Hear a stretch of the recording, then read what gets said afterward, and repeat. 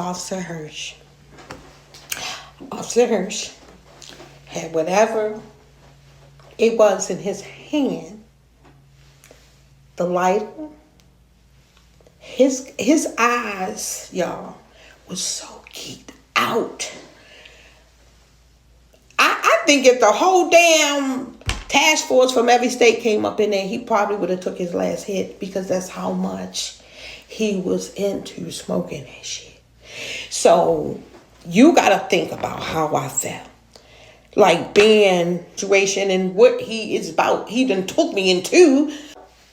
Me not even knowing the situation, right? So when I saw that, y'all, I was so freaking traumatized by seeing that. Then you take me there and tell me if I say anything, I'm going to be offed, right? Now, I seen some other officers in there, probably about 3 that I could see. Their shadows, but I couldn't see their faces as I saw Officer Hirsch's face. And when the guy that I was dating got out the car to walk over there, right? He spent probably about 2 minutes over there with them. So that 2 minutes felt like 2 hours, maybe 24 hours to me. You know, my mind setting was how I'm going to get away from this, because I didn't know what I was being brought into. So, you know, and after I seen the situation that just occurred with Officer Hirsch, I'm not surprised. I mean, even with the story of what put him in the situation that he was in, I am not surprised, you know, because of what I have observed with him. He must have got really, because he looked more of strung out than imagine what he was years later. So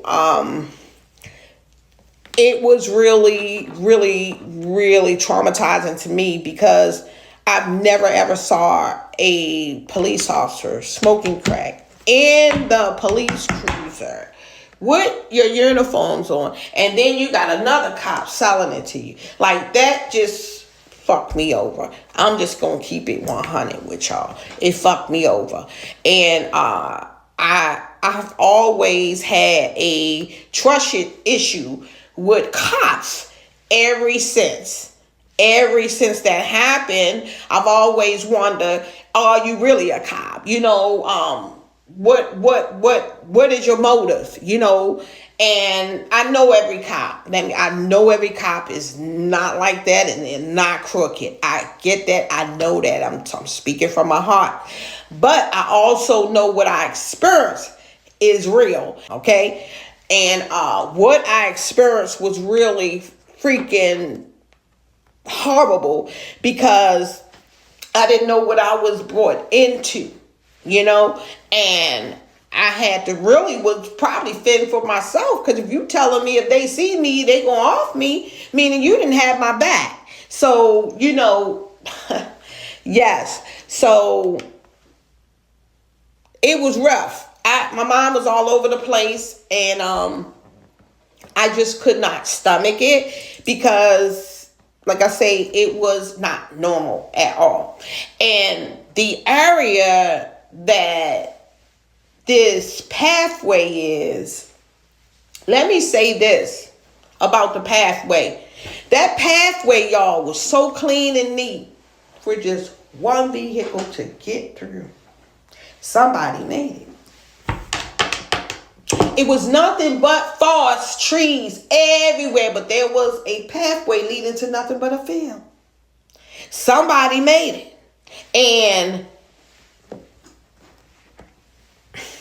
how many more officers was crackheads? Think about it. How many of them more was crackheads? Let me tell you something. If you got enough heart to be on duty, right? Inside, with your uniform on duty, outside, in public, buying it from another officer, right? You would do anything. Of course, my life was in danger, and I didn't even realize it. Because we were taking a ride, we were talking, you know, and I'm not thinking, that this is about to kick off, because our communication always was on friendship.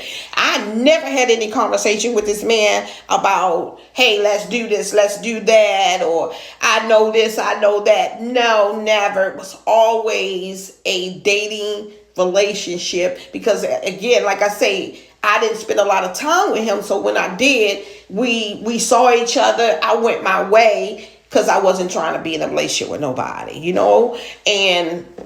but I would never forget. And this situation with Hirsch that recently happened with this officer just brought all this back, but again, that is something that I had experienced, dating a cop that was also a drug lord. I know, he made his way around, and he was making money from all sorts of ways, and he was one of those cops that I really know that the community was afraid of, because if you see him coming, a lot of people would run, so he had a name for himself, and he ran the area, and now we know why.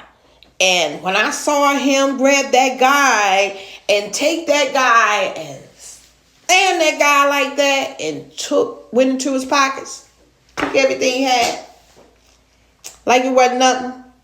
Then when the other incident happened, because, I ended up spending a little time going out to movies, out to eat outside of, his work.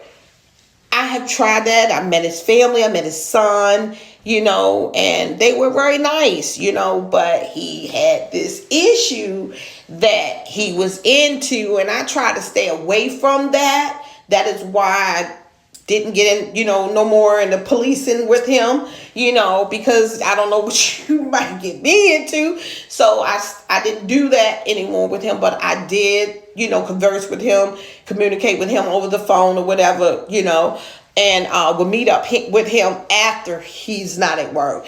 And that's how I observed some other things that was going on with him and why I call him a drug lord. But yeah, that is what happened, and that is what I experienced, and now that I see this officer, Hirsch, who is now deceased. He died in prison because of all of the criminal investigations they had on him. He was found guilty because of some of the things that I'm talking about now. He was involved in, and much more deeper than that. So I had to just talk about it, because it just was a open wound, to some things that I didn't think that just would just come up, so I just needed to share it, because that is just something that no one would ever think that anybody would experience, because, the law is supposed to protect and serve.